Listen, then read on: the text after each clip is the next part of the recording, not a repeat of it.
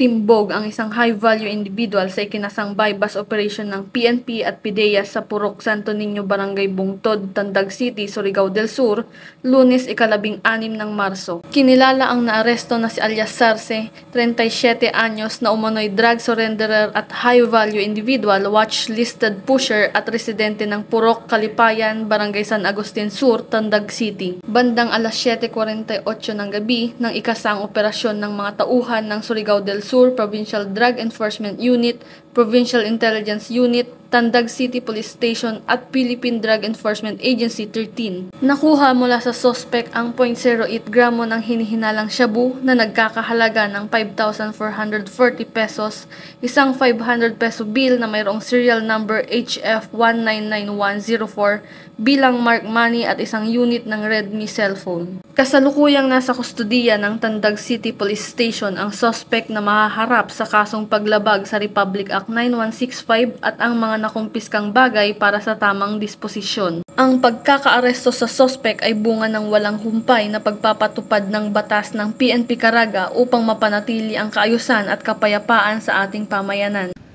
Mula dito sa Police Regional Office 13, ako ang inyong PNN Correspondent, Patrolwoman Joanna Kawili, alagad ng batas, tagataguyod ng Balitang Pulis.